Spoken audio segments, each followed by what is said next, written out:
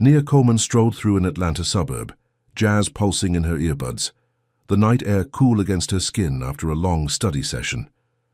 Suddenly, two white cops slammed her against a patrol car, cuffs biting her wrists, barking she was loitering, with intent. Fingers trembling, she dialed mid-arrest, smirking as a voice answered, "Supreme Court, Justice Harper's office." The cops froze, then laughed, dragging her off anyway.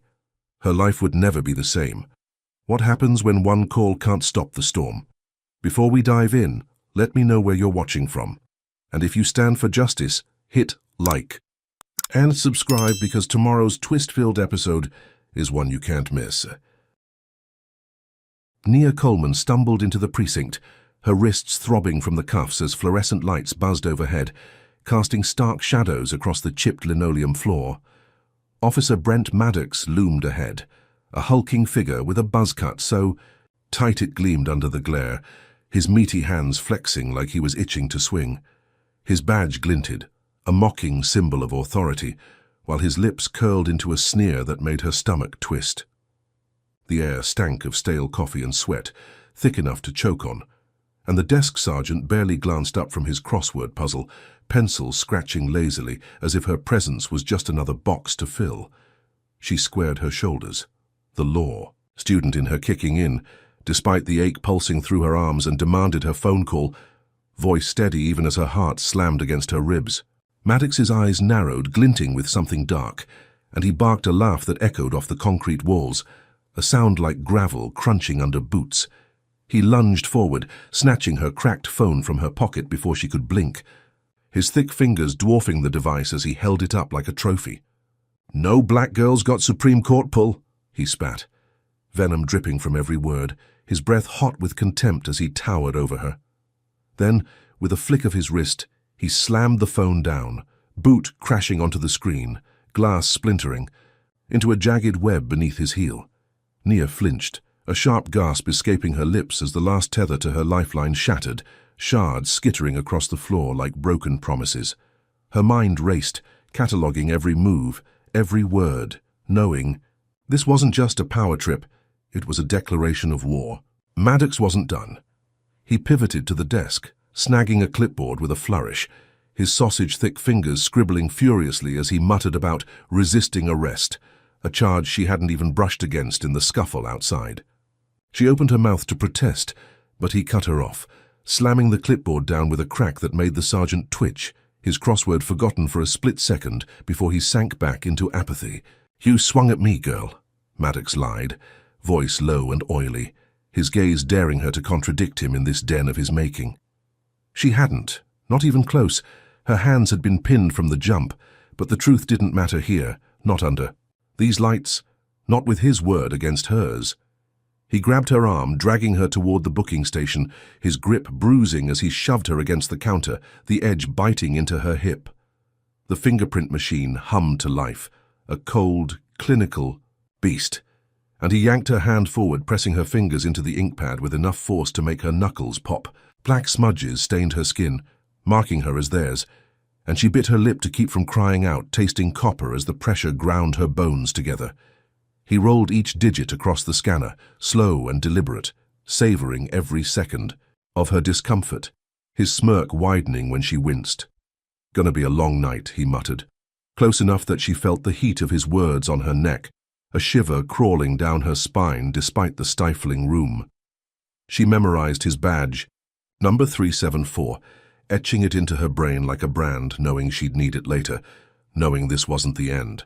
They finished, the machine beeping its approval, and he hauled her down a dim hallway, boots thudding like a drumbeat of doom, the walls closing in as the air grew damp and sour. Cell block B loomed ahead, a rusted gate creaking open, and he shoved her inside a 6x8 cage, the door clanging shut with a finality that rattled her teeth. She caught her balance, palms scraping the gritty floor, and looked up to see her cellmate, a wiry man with bloodshot eyes and a patchy beard, slumped against the wall, reeking of whiskey and regret. He squinted at her, then spat a glob of phlegm onto the concrete, the wet smack echoing in the tight space. "What's a nappy-headed bitch like you doing here?" he slurred, his voice a rasp that grated against her nerves, each word laced with the same hate she'd felt outside.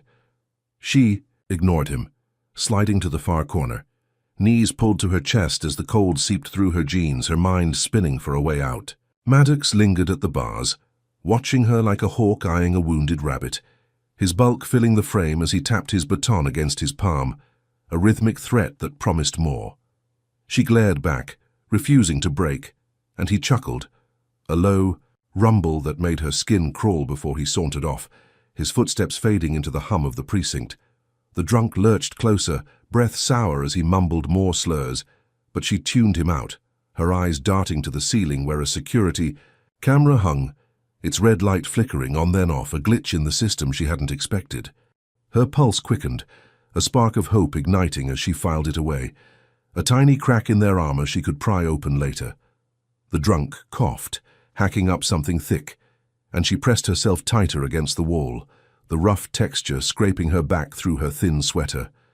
Hours crawled by, the clock on the wall ticking past midnight, each second a weight pressing down on her chest. She replayed the arrest, the call, Maddox's smug face, searching for leverage, her legal training clawing through the fog of fear. She'd been top of her class at Emory, aced criminal procedure, but none of that prepared her for this, the real-world grind of a system rigged from the start. The drunk passed out, snoring loud enough to rattle the bars, and she let her head tip back, staring at the flickering light above, its stutter matching the chaos in her mind.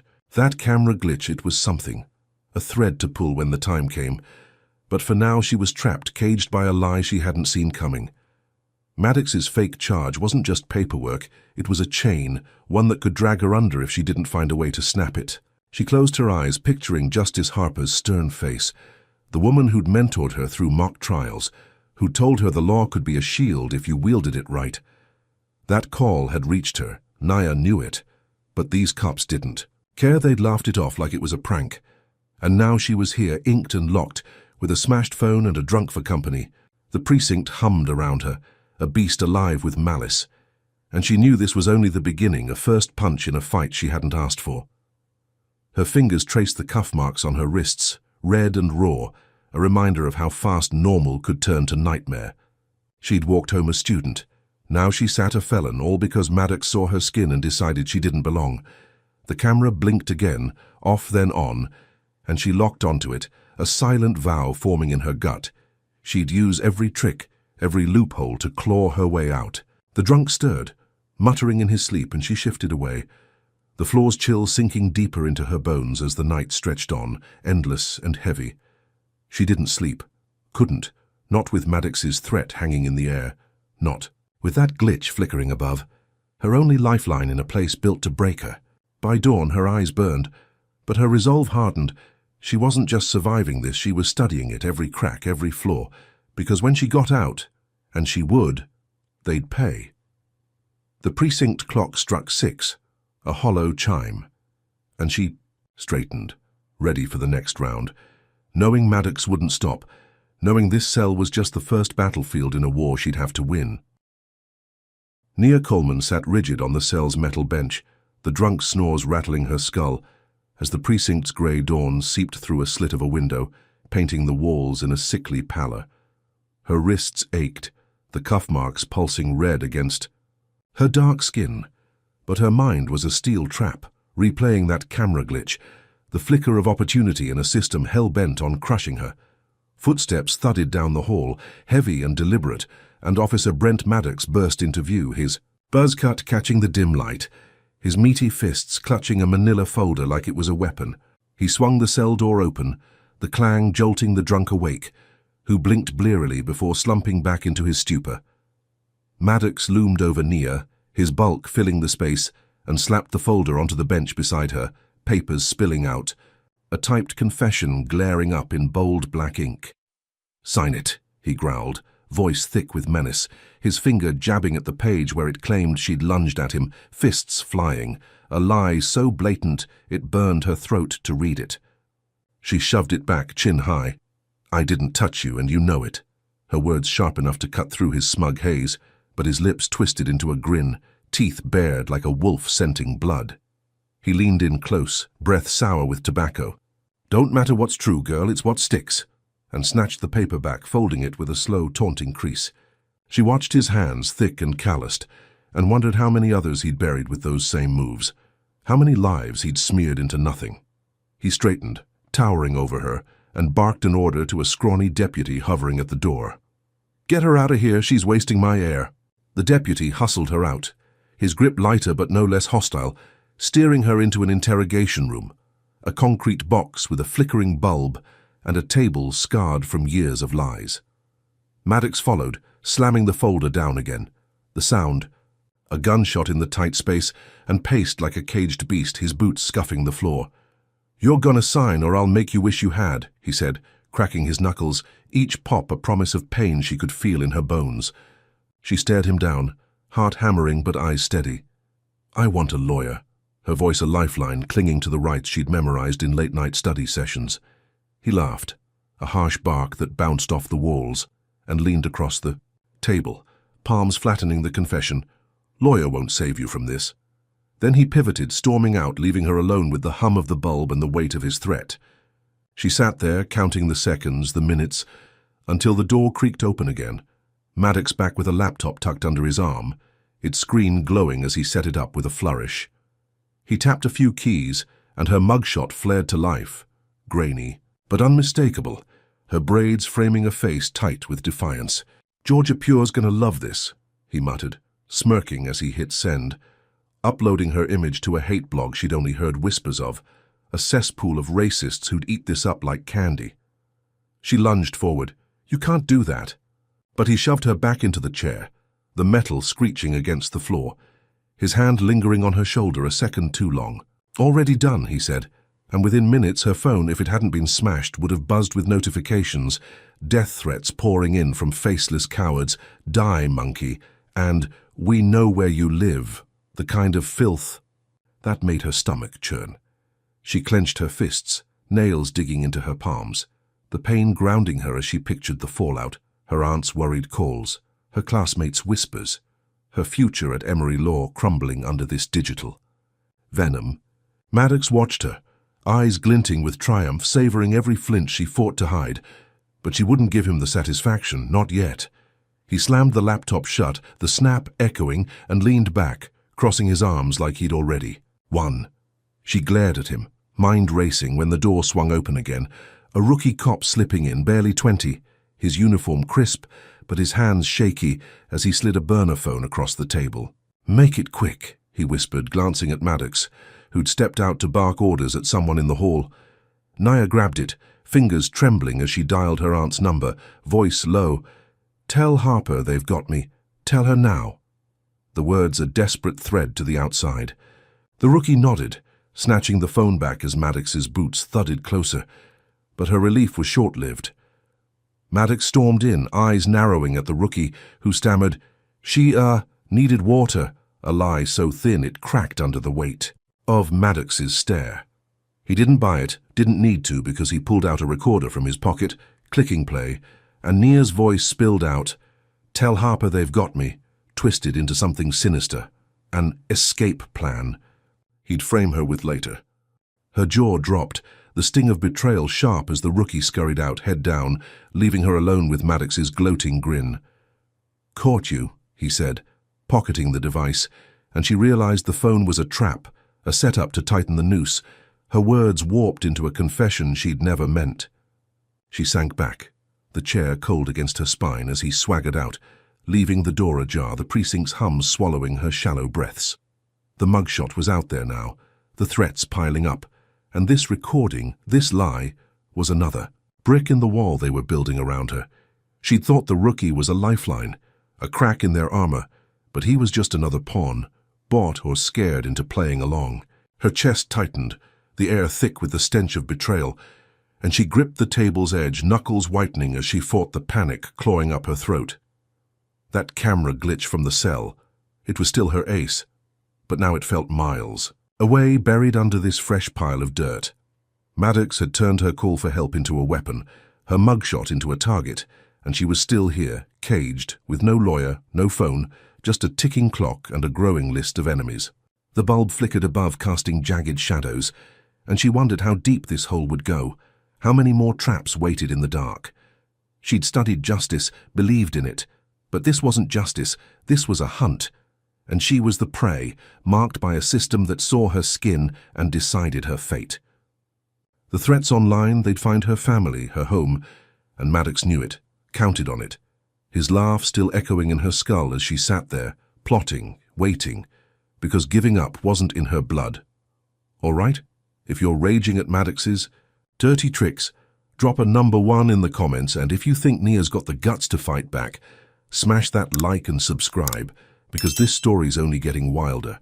What's your take? Should she trust anyone in this snake pit, or is she better off going lone wolf? Now picture this, Nia's stuck, the hate's spreading, but what happens when the law she's counting on turns its back too? Nia Coleman slumped against the interrogation room's wall, the concrete cool against her aching back, as the flickering bulb overhead buzzed like a trapped wasp, its stutter matching the pulse pounding in her temples. The air hung heavy, thick, with the tang of sweat and the faint metallic whiff of her own fear, her fingers still tingling from the ink that branded her a criminal.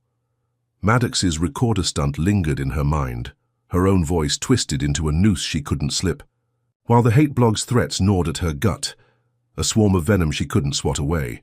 She'd barely slept, the drunk snores and the precinct's hum keeping her wired. But now a new sound jolted her upright, keys jangling as the scrawny deputy shuffled in, his crisp uniform wrinkled from a long shift. "Court's up," he muttered, avoiding her eyes, and yanked her to her feet, his grip twitchy but firm as he marched her down a corridor lined with peeling paint and flickering exit signs. Her sneakers squeaked on the linoleum, each step a countdown to something she couldn't predict, her mind racing with statutes and case law she'd drilled into her skull at Emory. The courtroom loomed ahead, a squat chamber with warped wooden benches and a ceiling fan creaking lazily, stirring the stale air. She spotted her Aunt Marla in the front row, her graying braids pulled tight, her hands clutching a wad of cash, $500 she'd scraped together from her diner. Tips to spring Nia loose. Marla's eyes locked onto hers, wide with worry but fierce with hope, and Nia forced a nod, a silent promise she'd walk out of here. The bailiff called her name, voice flat as he read the docket, Nia Coleman, resisting arrest, and she stepped to the defendant's table, shoulders squared, ready to fight. Judge Virgil Tate presided, a grizzled relic with a face carved from stone, his white hair thinning atop a scalp mottled with age spots, his black robe draping him like a vulture's wings. She knew his type, ex-cop turned bench tyrant, the kind who saw her skin and wrote the verdict before she spoke. He peered over wire-rimmed glasses, his gaze cold and unyielding, and shuffled papers with a rasp that grated her nerves. "Bail request," he drawled, glancing at Marla's cash like it was monopoly money, then fixed his eyes on Nia. "State your case." She cleared her throat, voice steady despite the dryness clawing at it. "Your Honor, I'm a law student.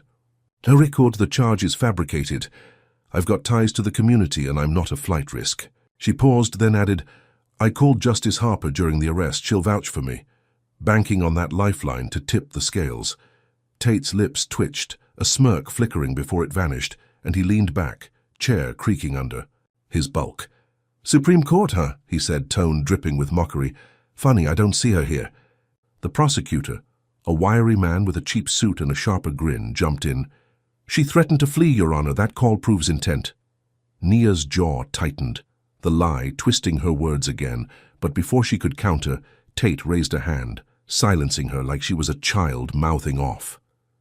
He flipped through her file, lingering on the resisting charge Maddox had penned, then snapped it shut with a crack that echoed off the wood-paneled walls. "Bail denied," he declared, voice flat but final. "Flight risk, public safety concern. Back to lockup she goes." Nia's stomach plummeted, a cold fist squeezing her insides as Marla gasped, the cash trembling in her hands, useless now. She turned to her aunt, mouthing, "It's okay," but it wasn't, not even close, and the bailiff was already on her, hauling her toward the side door, his meaty paw clamping her elbow. She caught a glimpse of Tate whispering to the prosecutor, a nod passing between them, and her gut screamed "set up." Maddox's fingerprints all over this. The deputy dragged her back to the precinct, the cell's dank air hitting her like a slap as the gate clanged shut, but outside, something else brewed. Word of her arrest had spread, fueled by that hate blog's bile, and a crowd gathered beyond the precinct's grimy windows, 20, then 50, then 100 strong, black folks mostly, chanting her name, "Free Nia, free Nia." Their voices a lifeline piercing the gloom. She pressed against the bars, squinting through the glass, her chest swelling with a flicker of hope. Maybe this was her break. Maybe the streets could force what the courtroom wouldn't. Then came the sirens, a wail slicing through the protest, and Maddox burst onto the scene outside, bullhorn in hand, his buzz cut glinting under the morning sun. "Disperse now," he bellowed, but the crowd roared back, fists raised, signs waving. "Justice for—" "Nia?" She watched, breath catching, as he signaled his squad, a line of blue surging forward, riot gear gleaming, and the first canister flew, a silver streak hissing tear gas into the air. Screams erupted, bodies scattering as the cloud bloomed, stinging eyes and choking lungs, and Nia's hope curdled into dread. She spotted her cousin, Jamal, 18 and fearless in the fray, his dreads bouncing as he waved a megaphone rallying. The crowd. Maddox zeroed in on him, baton swinging, and cracked it across Jamal's skull, dropping him like a stone, blood pooling on the asphalt as the gas swirled around him. Nia pounded the bars. "No, stop," her voice lost in the chaos, her nails scraping metal as Maddox hauled Jamal up, cuffs snapping on, his limp form dragged to a van. The bullhorn crackled again, Maddox's voice cutting through the haze. "This agitator's with her, lock him up too," pinning Jamal as the ringleader, another lie to stack on her pile. The crowd thinned, coughing and fleeing, the protest, crushed under boots and gas, and Nia sank to the floor, knees hitting concrete, the cold seeping through her jeans as the precinct swallowed her again. Tate's denial wasn't just a ruling, it was a signal. A green light for Maddox to escalate, and now Jamal was in here somewhere, caught in the same web because he'd dared to shout her name. She'd thought the streets might save her, that Marla's cash might spring her, but Tate and Maddox had turned it all to ash, the judge's gavel a hammer smashing her family apart. The cell block hummed, quieter now, the drunk gone, replaced by a new inmate muttering in the corner. But Nia barely heard him, her mind locked on Jamal's crumpled form, the blood, the gas. She'd called Harper, banked on that Supreme Court thread, but it hadn't mattered, not yet. And Tate's smirk burned in her memory, a man who'd climbed from cop to kingpin, his ties to Maddox a noose she couldn't see the end of. Her aunts. Cash sat useless, the protest scattered, and now 2 Colemans were caged, the system flexing its muscle to prove she'd never walk free. She clenched her fists, the cuff marks throbbing, and stared at the ceiling, that glitchy camera long gone but its ghost still whispering in her head, a faint pulse of defiance in a world closing in.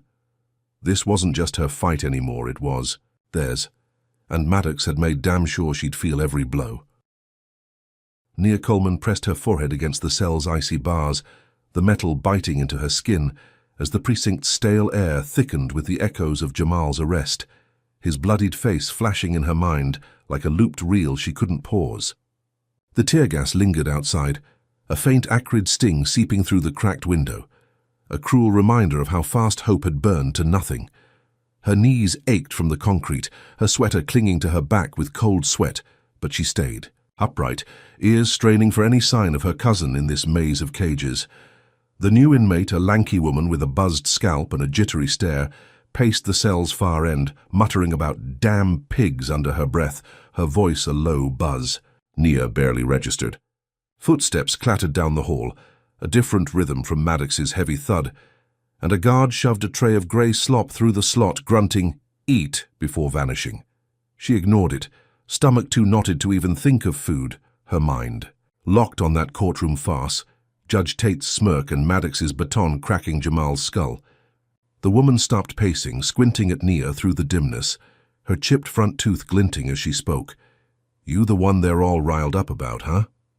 Nia nodded, wary, and the woman grinned, stepping closer. "Name's Tara, been here a week. I can get a message out if you got people."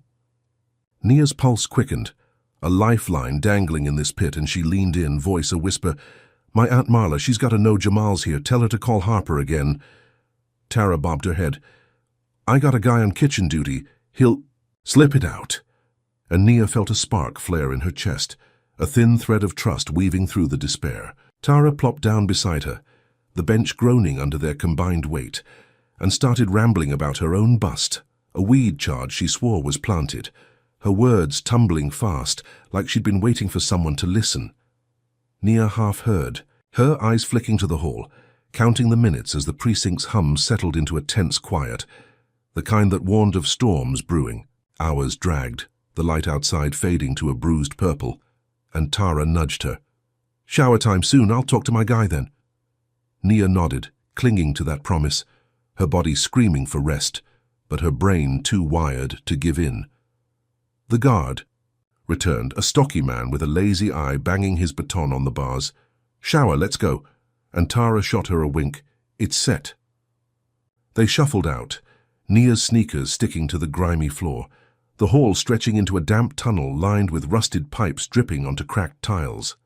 The shower room yawned ahead, a cavern of stained grout and flickering bulbs, the air heavy with mildew and the hiss of leaking faucets. Tara peeled off to a corner, murmuring to a skinny inmate scrubbing trays, and Nia stepped under a spout, letting lukewarm water sluice over her, washing away the precinct's filth but not the weight. She closed her eyes, just for a second, imagining Marla's voice reaching Harper, the Supreme Court's gears grinding to pull her out. Then came the boots, 3 sets stomping in sync, and her eyes snapped open as shadows loomed behind the steam. 3 guards circled her, batons gleaming wet in the dim light, their faces masked by the haze, but their intent clear as they closed. "And she started it," the stocky one sneered, raising his stick, and before she could dodge, it cracked across her ribs, a white-hot jolt that stole her breath. She stumbled, water splashing around her feet, and another swung low, slamming her knee, buckling her legs as she hit the tiles, the cold biting her palms. The 3rd guard aimed high, baton whistling down onto her shoulder, a sickening crunch, echoing as pain exploded through her arm. She screamed, the sound swallowed by the steam, thrashing to shield herself as blows rained down, each one a thunderclap against her skin, bruising flesh and rattling bones. Blood trickled from her lip, mixing with the water swirling down the drain, and she curled tight, gasping, "I didn't do anything." But they laughed, a chorus of cruelty bouncing off the walls. The stocky one kicked her side, a dull thud that made her vision blur, and they backed off, panting, leaving her crumpled in a puddle, water pooling red around her. She dragged herself up, ribs screaming, every breath a knife twist, and staggered to the wall, clutching it to stay upright. Tara was gone, the corner empty, the skinny inmate vanished, and a cold realization sank in. She'd been bait, a lure to get Nia alone. The guard sauntered out, one muttering, "Maddox says hi," and her stomach lurched, his name a venom that poisoned even this brief trust. She limped back to the cell, wet clothes clinging, each step a battle, as pain flared from her knee to her skull. The gate clanged shut, and she collapsed onto the bench alone now, Tara's absence a gaping wound beside the physical ones. Her fingers brushed her swollen lip, then trailed to the wall, nails scraping as she scratched a plea into the paint. "Harper, help!" A jagged scrawl born of desperation, her last gasp in a place that fed on hope. The bruises bloomed, purple and angry across her ribs, her shoulder stiffening as the cold sank deeper. But she didn't cry, not with Maddox's shadow everywhere. She'd trusted Tara, believed in that message, and it had led her here, battered and betrayed, the shower's echo still ringing in her ears. The precinct hummed on, oblivious or complicit, and she pictured Maddox grinning, knowing he'd turned, her ally into a trap, his reach slithering through every crack. Her plea stared back from the wall, a faint rebellion against the dark, but it felt hollow now, her body a map of their hate, each mark a testament to how far they'd go. She'd thought the protest was bad, Jamal's arrest the bottom, but this was a new depth, a physical breaking to match the legal binds. The camera glitch from that first night flickered in her memory, a ghost of a chance, but it was miles away, useless in this cell, this moment. She shifted, wincing as her knee throbbed, and stared at the ceiling. The bulbs flicker, mocking her, a rhythm of defeat she refused to dance to. Maddox had sent his dogs, and they'd torn her open, but she wasn't done, not yet. Her mind, clawing for the next move even as her body begged to quit. If you're boiling mad at how they set Nia up, drop a number 1 in the comments. And if you think she's got the grit to turn this pain into power, hit like and subscribe, because this fight's about to get crazier. Should she keep scratching those pleas, or is it time to strike back with something sharper? Now imagine Nia, beaten but breathing, clinging to that wall. So what happens when the world outside finally sees her scars? Nia Coleman hunched on the cell's bench, her bruised ribs throbbing with every shallow breath. The shower ambush's echoes still rattling her skull as the precinct's damp chill seeped into her soaked clothes, stiffening her battered frame. Her swollen lip stung, a bitter tang of blood lingering on her tongue, and her shoulder ached where the baton had bitten deep, a dull pulse sinking with the flickering bulb overhead. The wall's scratched plea, "Harper, help," stared back. At her, a jagged scar in the peeling paint, her only defiance in this concrete tomb. Footsteps shuffled outside, softer than the guard's stomps, and a new face appeared at the bars. A janitor with a wiry build and a mop slung over his shoulder, his brown eyes darting nervously before he whispered, "They messed you up bad, huh?" She nodded, wary but too broken to snap, and he slipped a granola bar through the slot. "Ain't much, but eat." She took it, fingers trembling as she tore the wrapper, the crunch of oats a lifeline in the gloom, her stomach growling. Despite the pain, he lingered, glancing down the hall, then muttered, "Words out, someone's got footage," before scurrying off, his mop slapping the floor as he vanished. Her pulse spiked, footage, a crack in the dark, and she clung to it, chewing slowly, the granola sticking to her dry throat as her mind raced. Hours crawled by, the precinct's hum a constant drone, until a guard's radio crackled outside, a tinny voice buzzing, "Body cams leaked, it's everywhere." She bolted upright, wincing as her knee screamed and pressed against the bars, straining to hear as the guard cursed, "Damn rookie forgot to wipe it." Her breath caught. The shower, those batons. Someone had caught it, and now it was loose, a wildfire she couldn't see but could feel heating the air. The cell block buzzed, inmates muttering, guards pacing, and by noon, a new guard, a lanky kid with acne scars, hauled her out. "Transfer now," his voice tight as he cuffed her, gentler than before, his eyes avoiding hers. She limped down the hall, ribs protesting, and caught snippets from a TV in the break room. A news anchor's voice. Graphic video shows Atlanta police beating a detainee, followed by her name, Nia Coleman, ringing out like a battle cry.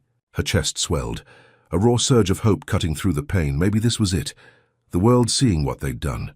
The transfer van rumbled through the city, its shocks jolting her bruises, and she peered through the grated window, catching glimpses of protesters swelling again, signs flashing her face. Justice for Nia. Their chants a distant roar over the engine's growl. The safer facility loomed ahead, a squat brick fortress on the city's edge, its razor wire glinting under the sun, and she stepped out, cuffs clinking, thinking this might be her turning point, the video her sword. Inside, the air was cleaner, the cells less dank, and a matron with a tight bun uncuffed her. "You're big news, girl," her tone neutral, but her eyes sharp. Nia sank onto a cot, the thin mattress a mercy after the bench, and let herself, believe it the leak, the outrage. It could force their hand drag Maddox into the light. She flexed her bruised fingers, tracing the welts on her arm, and pictured Harper watching, her stern face hardening at the sight of those batons. The day stretched, quiet at first, the other inmates whispering about her. "That's the one from the video," their voices a mix of awe and pity. She dozed, exhaustion pulling her under, dreaming of courtroom victories until a commotion snapped her awake. Guards clustering around a TV bolted to the wall, its screen flickering to life. She shuffled closer, pain flaring with each step, and froze as the anchor's voice cut in. "New footage has emerged, casting doubt on the initial leak." Her stomach sank, a cold dread pooling as the screen shifted, showing her in the shower but warped. her screams dubbed with slurs she'd never spat. "Get off me, crackers!" Her image feral, lunging at the guards like a rabid dog. The room spun, her knees buckling as she gripped the bars, the matron muttering, "That don't look good." It was a lie, a butcher's cut of the truth, and she knew whose knife had carved it. Maddox, his shadow stretching even here. The anchor droned on. Police claim this proves the detainee provoked the incident, and her hope shattered. Glass, under a boot, the same boot that had smashed her phone days ago. She stumbled back to the cot, breath ragged, as the TV looped the fake clip, her twisted voice echoing, a weapon turned against her. Outside, the protesters' chants faltered, drowned by a new sound, tires screeching, voices howling, and she peered through the slit window, her bruised shoulder screaming as she stretched. A mob surged toward the jail, white faces mostly red with rage. "Lock her up! She's a thug!" Their signs now smeared with hate. "Naya the animal," a grotesque cartoon of her snarling face waving above the crowd. Her throat tightened, the granola rising in her gut as she watched them hurl bottles, rocks, a brick, smashing against the wall 10 feet from her window, the crack jolting her back. The guards tensed, batons out, but didn't move. Their silence, a green light as the mob swelled, 50, 100. A sea of fury fed by that doctored lie. She sank to the floor, the cot's edge biting her spine, and pressed her hands to her ears. But the chant seeped through, "Kill the bitch," a rhythm of death pounding in time with her pulse. The video, her supposed salvation, had flipped. Into a noose, Maddox's counterstrike landing harder than any baton, turning the world she'd counted on into a hunting party. She'd thought the leak would free her, that the streets would rise, but he'd snatched it, twisted it, and now she was the villain, the prey, caged as the wolves closed in. Her plea on the wall felt like a child's scribble, useless against this tide, and she pictured him grinning, buzzcut glinting, knowing he'd won this round. The matron clicked the TV off, the silence worse than the noise, and Nia curled tight, bruises pulsing, the mob's roar a dull thunder beyond the brick. She'd been beaten, betrayed, and now branded, each blow worse. Nia Coleman huddled on the cot, her bruised body a throbbing map of pain as the mob's roars pounded against the jail's brick walls, their hate a relentless drumbeat shaking the razor-wired fortress. Her swollen lip pulsed, a bitter sting, flaring with each breath, and her shoulder stiffened where the baton had carved its mark, the cold concrete floor leaching heat from her trembling legs. The doctored video looped in her skull, her own voice warped into a slur-spitting lie, turning the world she'd trusted into a pack of wolves, howling for her blood. The matron's boots clicked past, a steady rhythm in the chaos, and Nia clutched the cot's edge, nails scraping metal, her scratched plea to Harper, a faint ghost in her mind, buried under this fresh hell. The mob's chants grew jagged. "She's a thug, lock her up!" Bottles shattering against the walls, a symphony of rage that drowned the protesters' fading cries. She pressed her palms to her ears, but the sound burrowed through, a venomous tide she couldn't escape, her chest tightening as the air thickened with the jail's mildew and her own dread. Then came a new noise, a guard's radio crackling. "Federal order, stand by," and her head snapped up, heart lurching as the matron paused, muttering, "What now?" Naya staggered to the bars, ribs screaming, and squinted through the slit. Window? The mob's red faces blurring into a sea of hate, but beyond them a news van idled, its antenna spiking the sky. The guard's radio buzzed again. Supreme Court injunction, trials on hold, and her knees buckled, a raw gasp tearing from her throat as she gripped the bars, the metal biting her bruised palms. Justice Harper, her mentor, had seen the EDA plea. Marla must have reached her, and now the gears she'd prayed for were grinding, a lifeline piercing the dark. The matron swung the gate open. "House arrest, let's move." Her voice clipped as she cuffed Nia, gentler than the others, her tight bun bobbing as she led her down a hall, lined with flickering bulbs and peeling posters. Nia limped along, each step a battle, the pain a dull roar under the flicker of hope, picturing Harper's stern face, grey curls framing eyes that could cut through lies like a blade. The van ride blurred past, city lights smearing through the grated window, the mob's echoes fading as they rolled into her aunt's quiet street, a row of clapboard houses under sagging oaks. Marla waited on the porch, her grey braids glinting in the dusk. Arms open as Nia stumbled out, cuffs off, the matron's "Stay put," a hollow warning as she sped off. Nia sank into Marla's hug, the familiar scent of lavender and grease, a balm against the jail's stink, her aunt's voice trembling. "Harper moved mountains, baby, you're home." They shuffled inside, the living room a warm cocoon of faded quilts and thrift store lamps, and Nia collapsed onto the couch, law books stacked on the coffee table, a lifeline she'd cling to now. Marla brewed tea, the kettle's whistle cutting. The silence, and Nia let herself breathe. The injunction a shield, the mob locked outside these walls. They toasted with chipped mugs, steam curling between them, and Marla grinned. "Told you she'd come through?" Her faith a rock. Nia leaned. On as the tea warmed her bruised hands. She traced the book's spines, criminal procedure, constitutional law. Their weight a promise she'd fight back, the Supreme Court's pull her first real win. The night deepened, crickets chirping beyond the screen door, and Nia dozed, the couch cradling her aching frame, dreaming of Harper storming the precinct, gavel in hand. A crash jolted her awake, glass shattering as the front window exploded inward, a brick thudding onto the rug. "Go back to jail," scrawled in red marker across its rough face. Marla screamed, tea spilling as she dove for cover, and Nia lunged. To the floor, ribs flaring as boots pounded outside. Sirens wailed, close then closer, and SWAT burst in, black vests gleaming, rifles up, shouting, "Hands where we can see 'em!" Nia froze, palms flat as they tore through the room, flipping cushions, smashing her law books to the floor, pages fluttering like wounded birds. A burly officer yanked her up, cuffs snapping back on, tighter now, cutting into her welts, and Marla sobbed, "She's on house arrest, stop!" He ignored her, barking into his radio, "Drugs found, suspect detained," and Nia's blood ran cold, spotting a baggie of white powder on the table, a plant, Maddox's stench all over it. They dragged her out, Marla's cries fading as the night swallowed her again, the SWAT van's lights pulsing red across the oaks. She'd tasted freedom, minutes, maybe hours, and now it was ash, the injunction meaningless against this new lie. The van lurched, her shoulders slamming the wall, and she pictured Maddox, his buzz cut glinting somewhere, laughing as he turned her sanctuary into a trap. The baggie wasn't hers, never had been, but they'd make it stick, another layer, to bury her under, and she clenched her fists, the cuffs biting deeper, knowing he'd watched, waited, struck when she'd dared to hope. Harper's move had freed her, but Maddox's claws were longer, sharper, ripping through her aunt's home, her books, her brief victory. The van rumbled on, the city a blur of lights and shadows, and she stared at her reflection in the grated window, bruised, cuffed, but not broken, not yet. The mob had faded, but this was worse.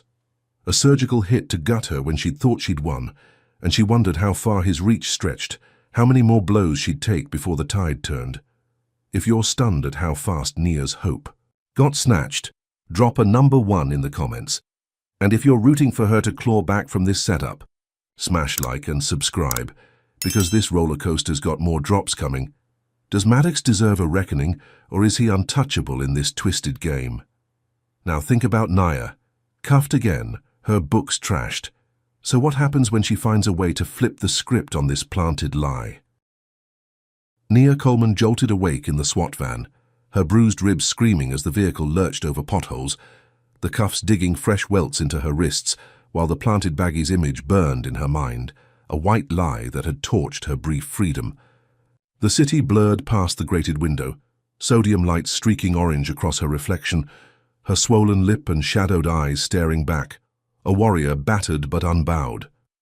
The van screeched to a halt, brakes groaning, and the rear doors flung open, 2 officers hauling her out, their gloved hands rough as they shoved her into the precinct's back entrance, a dank corridor of flickering tubes and dripping pipes. Her sneakers skidded on wet concrete, the air thick with mildew, and the echo of Marla's sobs still ringing in her ears, her law books scattered like casualties on that living room floor. They dumped her in a holding cell, a 6x6 box with a bench bolted to the wall, the gate slamming shut with a clang that vibrated through her aching bones. She sank down, knees trembling, the cold metal biting through her damp jeans, and traced the cuff marks, red and raw, her mind clawing for a foothold in this latest trap. Hours ticked by, the precinct's hum a dull roar, until a new face appeared. A woman in a crisp blazer, her locks pulled into a neat bun, her badge reading Counselor Ellis. She slid a notepad through the bars, voice low. "I'm your lawyer. Harper sent me. We're fighting this." Nia's chest loosened, a thread of relief weaving through the dread. And she spilled it all. The arrest, the beating, the drugs. Her words tumbling fast as Ellis scribbled, her pen a lifeline scratching against the page. The lawyer nodded, eyes sharp. "That baggie's got Maddox's prints all over it. Figuratively and maybe literally, we'll prove it." Nia clung to that, picturing his buzz cut glinting somewhere, his smug grin faltering as they unraveled his lie. Ellis left, promising lab tests, and Nia paced the cell, each step a wince, her bruised knee throbbing but her resolve hardening. This was her shot to strike back. Days blurred, the cell's monotony broken by a guard shoving a tray of stale bread and water, his grunt her only company until Ellis returned. Her blazer swapped for a trench coat, a grin cracking her stern face. "Lab's back. Prints match Maddox's old arrest record. Charges dropped," she said. And Nia's knees buckled, a sob catching in her throat as the gate swung open, freedom rushing in like air to a drowning lung. She limped out, ribs protesting, and hugged Ellis, the lawyer's grip firm. "You're clear, but watch your back." The precinct spat her into the night, the city's hum a welcome roar, and Marla waited in her beat-up sedan, tears streaking her cheeks as Nia slid in, the car's heater blasting warmth over her chilled skin. They drove home, the shattered window boarded up, her law books salvaged in a stack, and Nia vowed to fight louder, smarter. She dug out an old mic from her closet, a relic from a college speech class, and set it up, voice hoarse but steady, as she recorded, "This is Nia Coleman, and this is Justice Denied, my story, our story."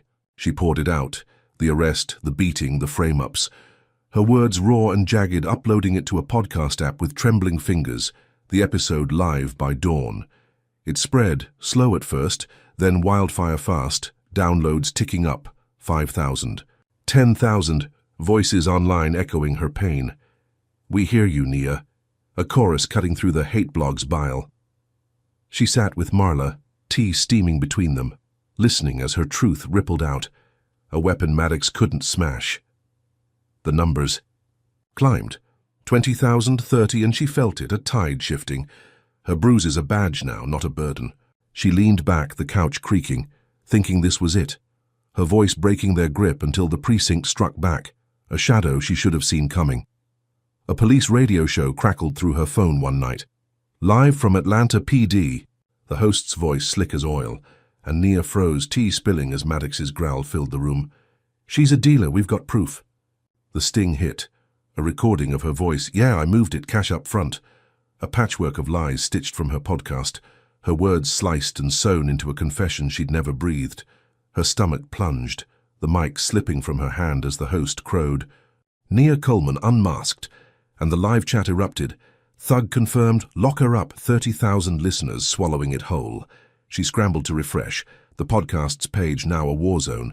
Downloads stalling, fans peeling away. Thought she was real, guess not. The tide she'd built crashing back on her. Marla gripped her arm. "It's fake, we know." But the damage was done, her credibility gutted. The mic a traitor on the table. She traced the law book's spines, pages still bent from the raid, and saw Maddox's hand in this. His retaliation, sharper than batons, turning her weapon into his. The sting wasn't just a recording, it was a scalpel, carving her apart live. And she pictured him leaning into that mic, buzz-cut, glinting under studio lights, knowing he'd flipped her truth into a noose. Undercover cops, she realized, must have posed as fans, buying her confession in a trap she'd walked into, her voice now a ghost, haunting her own fight. The radio droned on, Maddox's laugh a low rumble, and she sank deeper into the couch, the tea cold in her mug, the city's hum a mocking lullaby outside. She'd beaten the charges, thought she'd won, but he'd waited, struck when her guard dropped, and now her podcast, her lifeline, was a smoking ruin. Her bruises ached, a dull reminder of every blow, and she clenched her fists, nails biting her palms. knowing this wasn't the end, not yet, but damn close. If you're floored by how Maddox twisted Nia's own voice against her, drop a number, 1 in the comments. And if you believe she can rebuild from this wreckage, hit like and subscribe because this saga's got more punches to throw. Is her podcast dead, or can she turn this lie into a louder truth? Now imagine, Nia, her fight broadcast and broken, so what happens when her fans rally back only to face a firestorm? Nia Coleman slumped on Marla's couch, the mic a cold lump in her lap, as the sting operations echo ricocheted through her skull, Maddox's doctored confession shredding her podcast's lifeline like a blade through paper. Her bruised ribs ached with every breath, a dull fire stoked by the precinct's blows, and her swollen lip throbbed, a bitter reminder of the cost she'd paid. The living room's quilted warmth felt hollow now, the boarded window a scar from the SWAT raid. Her law books stacked crookedly, their spines bent but unbowed. Marla hovered nearby, her grey braids swaying as she swept glass from the last attack, her voice soft. "You're still here, baby. That's what counts." But Nia's ears rang with the radio host's sneer. Thug confirmed. 30,000. Listeners turning their backs. The tea in her mug had gone cold, its steam long faded, and she stared at the podcast app, downloads frozen, comments souring, fake justice warrior, a tide of hate drowning her truth. She'd beaten the charges, built a voice only to watch Maddox twist it into a noose, his buzz cut glinting somewhere, his laugh a ghost in the static. Then came a ping, a new email. "We believe you, Nia," from a fan group. "Justice for Nia lives." And her pulse flickered, a spark in the ash.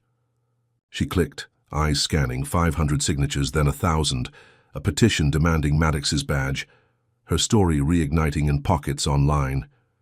"She's real. Check the footage." Marla peeked over her shoulder, grinning. "See? They ain't all fooled." And Nia's chest loosened, a breath she hadn't known she'd held slipping free. The numbers climbed. 2003, her fans rallying, a live stream planned outside the precinct. Stand with Nia, their voices a rising hum cutting through the sting's venom. She stood, ribs protesting, and grabbed a notebook, scribbling. Bare exam notes, her dream still kicking despite the bruises, the mic back in her hand as she recorded a quiet update. "I'm still fighting, don't give up on me." It dropped, views ticking up, 5,000, 10, the tide inching back, her truth clawing through the lies. The live stream hit, dusk painting the city gold, and Nia watched from the couch, Marla's old TV flickering as hundreds gathered, signs, waving and Nia's innocent, a chant swelling, "No more lies, no more lies." She smiled, faint but real, the first in days, her fans a shield against Maddox's shadow, their roar a balm on her battered spirit. Marla squeezed her hand. "You did this," and Nia nodded, the bar exam looming, her pen scratching cases. Gideon Vivas Wainwright, Miranda, her mind sharpening despite the ache. The crowd grew, 500 strong, their phones beaming her face to the world, and she felt it, a turning point, her voice reborn in their fists. Then the air split, a boom, rocking the house, the TV cutting to static as flames erupted outside, an orange glow licking the boarded window. Nia dove, pulling Marla down, the couch tipping as a firebomb's heat blasted through, glass shattering inward, the rug igniting in a whoosh of black smoke. She coughed, lungs burning, and crawled to the kitchen, Marla gasping beside her, the crackle of fire swallowing their screams. Sirens wailed, late and useless, as the living room blazed, her law books curling into ash, the mic melting into a twisted lump. Firefighters burst in, hoses blasting, and Nia stumbled out, soot-streaked, her burned arm throbbing, the skin raw where embers had kissed it. Marla clung to her, coughing, alive but shaken, their home a smoking shell under the oaks. The news. Fans swarmed. "Gang retaliation, sources say?" The anchor's voice cold as Judge Tate's gavel flashed on screen, his stone face nodding. Likely her crowd. Nia's stomach twisted, a lie so bold it choked her, the rally's hope torched by Maddox's hand, his reach scorching her life again. She limped to a paramedic, blanket draped over her shoulders, and watched the flames die, her bar notes gone, her voice silenced in the rubble. Then came the clerk, a pinched woman from the Bar Association, stepping through the chaos, her heels clicking on charred wood as she thrust a letter at Nia. Application denied pending investigation. Nia tore it open, the words blurring. Ties to criminal activity. Maddox's bribe shining through, a paper cut deeper than the fire's bite. She crumpled it, fists shaking. The crowd's chants a distant memory as neighbors gawked, whispers of troublemaker slithering through the smoke. The paramedic patched her arm, the sting sharp but numb compared to this. Her comeback gutted, her home ash, her future shredded by a clerk's pen. She'd risen, rallied, only to crash harder. Maddox's shadow a pyre consuming everything, his refusal to lose a match to her spark. The fire trucks rumbled off, the street a graveyard of embers. And Nia stood burned but breathing, Marla's arm around her. The bar exam a ghost now, her fans scattered by this lie. She pictured Tate's nod, Maddox's grin, a tag team torching her world, and clenched her jaw, the pain of fuel she'd turned back on them somehow, someway. The night swallowed the wreckage, crickets silent, and she stared at the ruins, her voice a whisper in the wind. Not dead, not yet. If you're gutted by how Nia's rally turned to rubble, drop a number 1 in the comments, and if you think she's got the fire to rise from these ashes, hit like and subscribe because this story's got more fuel to burn. Can she trust her fans again? Or is Maddox's reach too deep to dodge? Now picture Nia, burned and barred, standing in the smoke. So what happens when she digs into the judge's dirty past? Nia Coleman stood amid the smouldering ruins of Marla's house, the acrid sting of ash biting her lungs as embers glowed faintly under the dawn sky, her burned arm throbbing beneath the paramedic's bandage, a raw stripe of pain against her soot-streaked skin.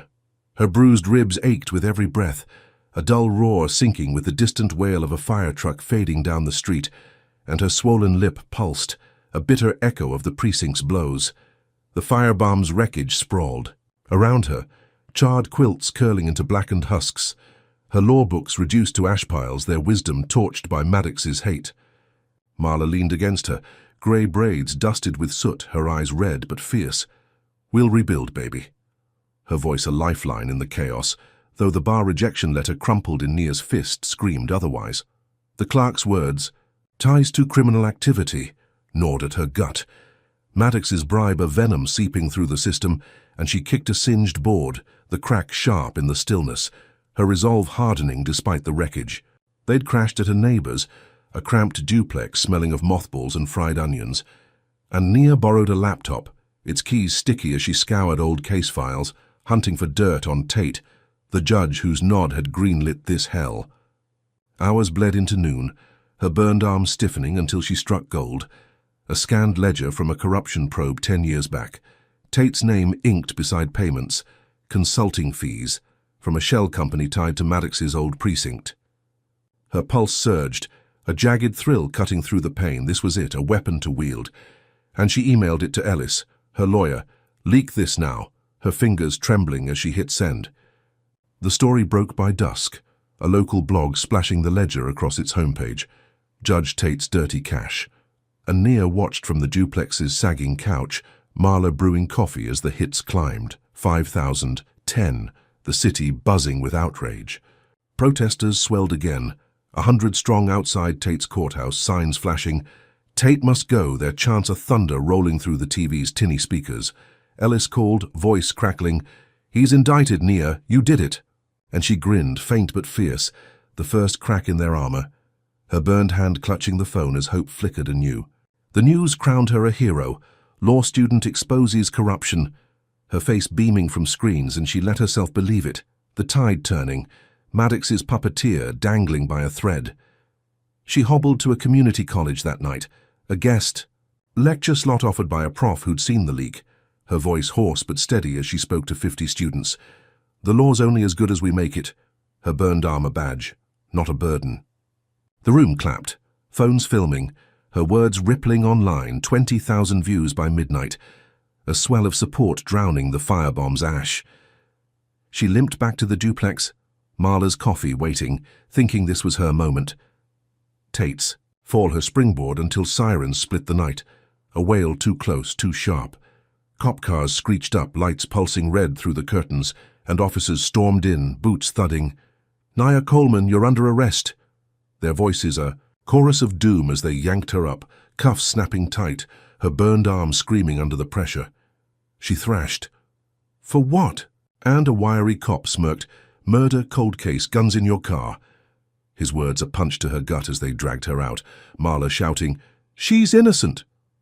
The sedan sat parked, trunk popped, a rusted pistol gleaming under a flashlight, a plant so blatant it mocked her, Maddox's stench thick in the air. Helicopters buzzed overhead, blades chopping the sky as news crews swarmed. "Breaking, Nia Coleman tied to 98 killing," the anchor's voice cold as they hauled her from the lecture hall's echo to a van's steel belly. Her stomach plummeted. The ledger's win a mirage. This new frame-up a sledgehammer smashing her comeback, and she pictured Maddox, unbowed, his buzz cut glinting somewhere, orchestrating this from the shadows. The gun wasn't hers. Couldn't. Be a relic from before she was born, but they'd make it stick. Tie it to her with lies thicker than the ash back home. The van lurched, her shoulder slamming the wall, and she stared at the grated window. The city a blur of lights and lies, her lecture's applause a fading dream. Tate's indictment had stung them, so they'd stung back. Harder. A murder rap, to bury her alive. Death row looming if they won.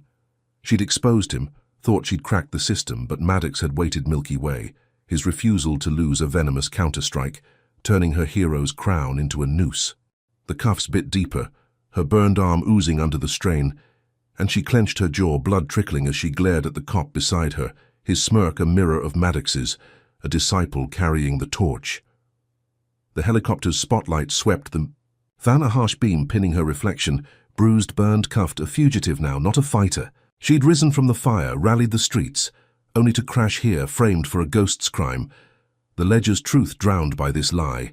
Marla's face flashed, sobbing in the duplex, and Nia's chest tightened, her aunt another casualty. In this war.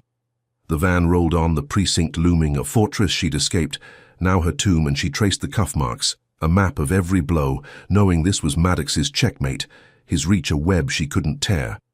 Tate might fall, but he'd drag her down first, a parting gift from a judge who'd rather burn than bend. She leaned back, the steel bench cold against her spine, and pictured Ellis, scrambling to fight this, but the clock ticked. Death row. A shadow creeping closer. Her burned arm pulsed, a metronome of pain, and she vowed, silent but fierce, to claw back somehow, even if it took her last breath. Nia Coleman rattled in the back of the police van, her burned arm searing under the cuff's tight grip, the rusted gun's image a phantom clawing at her mind as the vehicle's shocks jolted her bruised ribs against the steel bench. The helicopter's thrum pulsed overhead, its spotlight slicing through the grated window, painting her reflection in stark whites and shadows, her swollen lip a dark slash across her soot-streaked face. The city blurred past, a kaleidoscope of neon and asphalt, the precinct's fortress looming closer, a beast ready to swallow her whole with this murder frame-up, a death row lie Maddox had forged from thin air. Her breath hitched, shallow and sharp, the burned skin on her arm oozing as the cuffs rubbed it raw, a sticky warmth seeping through the bandage. The wiry cop beside her smirked, his acne-pitted face glinting with sweat. Cold case, hot grave, his voice a taunt that coiled her gut. But she glared back, eyes blazing, refusing to crack. The van screeched into the precinct's garage, tires squealing on slick concrete, and they yanked her out, boots thudding as they marched her through. A maze of flickering halls, the air thick with oil and despair.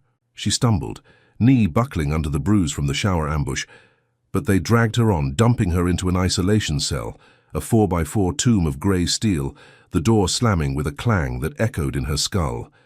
She sank to the floor, the cold biting through her jeans and traced the cuff marks, red rivers on her wrists, her mind racing for a way out, Ellis's voice a faint echo.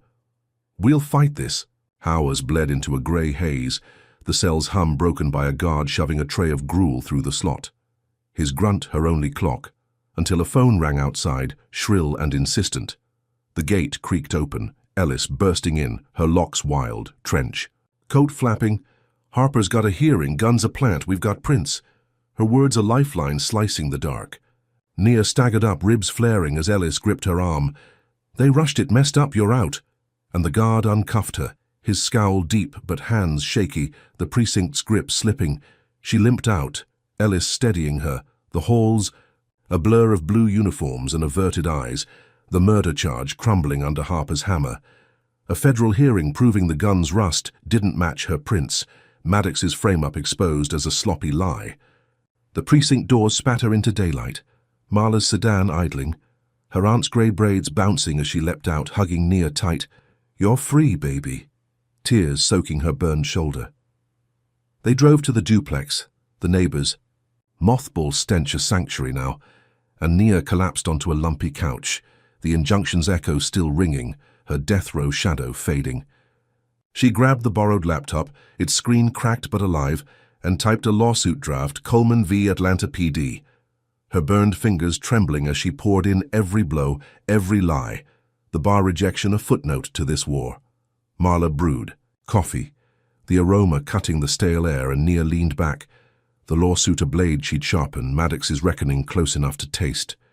The day stretched, quiet at first, her burned arm bandaged fresh, until sirens wailed again. A chaos, too familiar, and the precinct's hum erupted outside.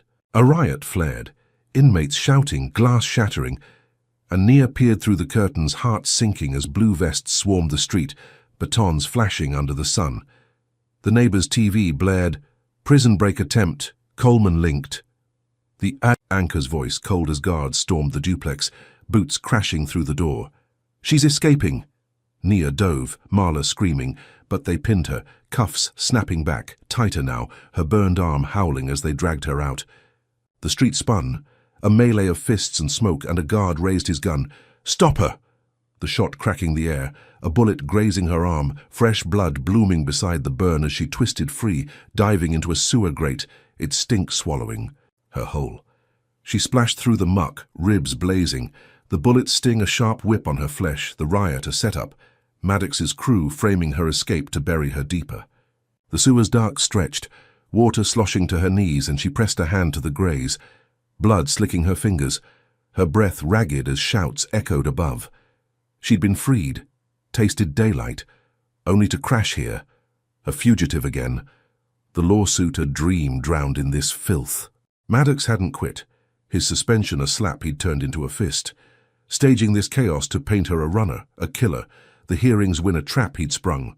Her burned arm pulsed, the graze a twin wound, and she slogged on, the sewers, slime coating her jeans, her mind replaying Ellis's call, Harper's push, now useless against this lie. The precinct had lost her once, so they'd rigged the board. A riot to reel her back, and she pictured Maddox, buzz-cut glinting, orchestrating this from some shadowed desk, his refusal to lose a venomous roar. She ducked under a pipe, its rust, flaking into her hair, and found a ladder, rungs slick with grime, her burned hand slipping as she climbed, the graze's sting a metronome of pain. The street above thrummed, helicopters buzzing, and she paused, chest heaving, the sewers. Dark her only shield, a fugitive's cloak she hadn't chosen. Marla's face flashed, sobbing in the duplex, and Nia's jaw clenched, the lawsuit's pages fluttering in her mind, torched by this new chase. The hearing had freed her, but Maddox's claws were sharper, turning her victory into a manhunt. Death row swapped for a sewer's stink. She gripped the ladder, blood dripping into the water below, and vowed to surface, to fight, even as the world branded her gone, her burned arm a torch in this underworld, flickering but alive. Nia Coleman slogged through the sewer's rancid dark, her burned arm throbbing as the bullet graze wept blood into the ankle-deep sludge, the stink of rot and rust choking her lungs, while her bruised ribs screamed with every step. The ladder's slime coated her hands, her grip slipping as she climbed, the rungs cold and slick under her trembling fingers, the riot's chaos a muffled roar above, helicopters slicing the night with their relentless hum. Her swollen lip pulsed, a bitter sting sinking with the pulse in her temples, and her soaked jeans clung to her legs, heavy with filth as she pushed upward, the sewer's gloom a suffocating shroud she'd claw through or die in. She reached the top, a manhole cover grating against her burned palm as she shoved it aside, the screech of metal lost in the city's din, and hauled herself onto a quiet alley, the asphalt cool against her battered frame. Sirens wailed blocks. "Away!" The riot's echo fading, and she stumbled to her feet. The grazes sting a sharp whip as she pressed a hand to it, blood slicking her skin. Her breath came in ragged bursts, the night air a knife in her lungs, and she ducked behind a dumpster, its rusted bulk shielding her from the chopper's sweep, its spotlight raking the street like a hunter's eye. She needed proof, a knockout.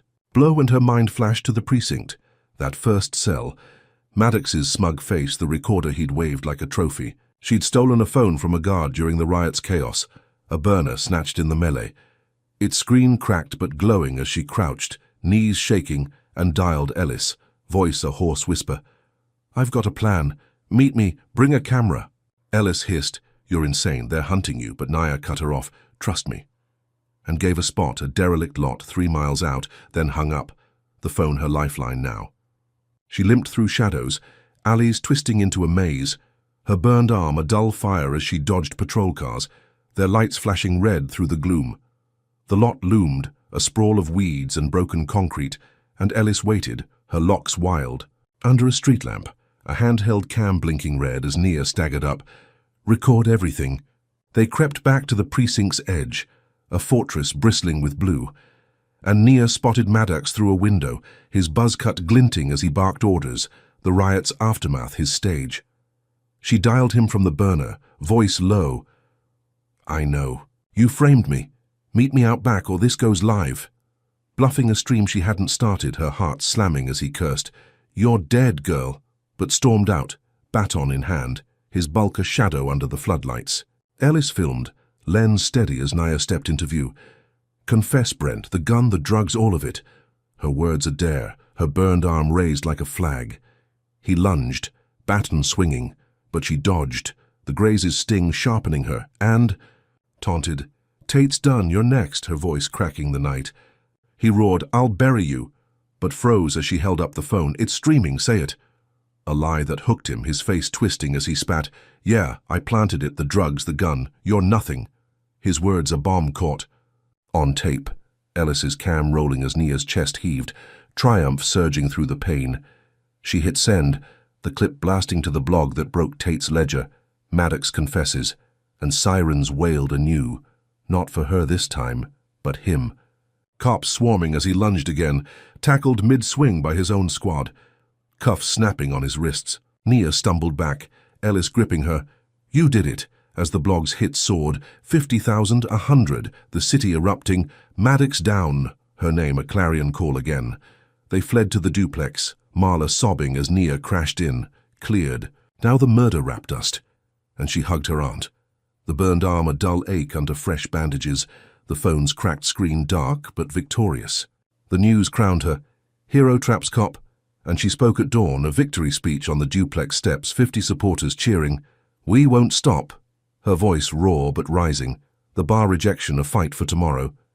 She stood tall, ribs easing, the graze scabbing over, thinking this was it, the end of Maddox's reign, until a glint caught her eye, a sniper's scope flashing from a rooftop across the street, Tate's shadow lurking, out on bail, his stone face a spectre in her mind. She froze mid-word, the crowd's roar fading as the scope tracked her.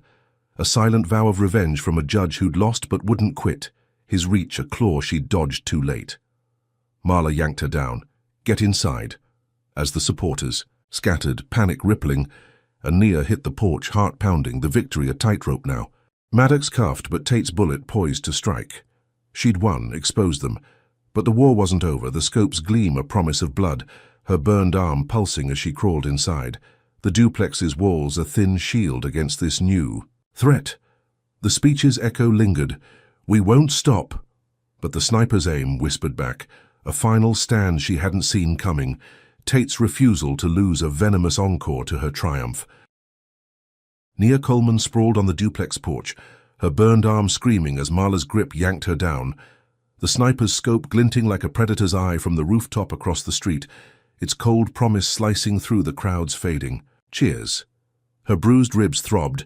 a jagged pulse matching the helicopter's distant thrum, and the graze on her arm wept fresh blood, soaking the bandage as she crawled inside, the wood splintering under her trembling hands.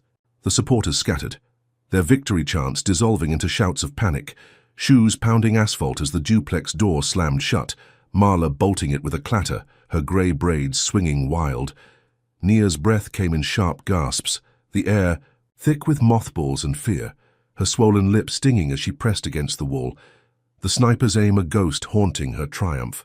Maddox was cuffed, his confession live, 100,000 views torching his reign, but Tate, out on bail, had struck back, his stone face a spectre in her mind, his refusal to lose a venomous claw she couldn't shake.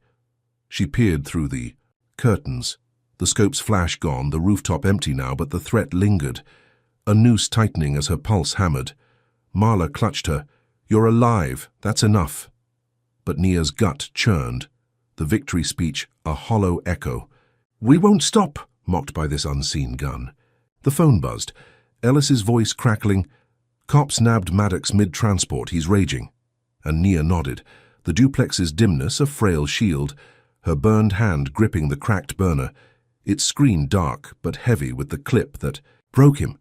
She pictured him, buzz-cut, glinting in a cell, his growl silenced, but Tate's shadow loomed larger, a judge unbowed, his sniper a whisper of death she dodged by inches. The day stretched, tense and quiet. The street a graveyard of her win until sirens wailed again, sharp and close, and Nia tensed, expecting cuffs, not rescue. A cop radio crackled outside. "Shooters down, rooftop clear," and she exhaled, a ragged breath, as Marla peeked out. "They got him?" Nia stumbled to the window. The sniper sprawled across the news.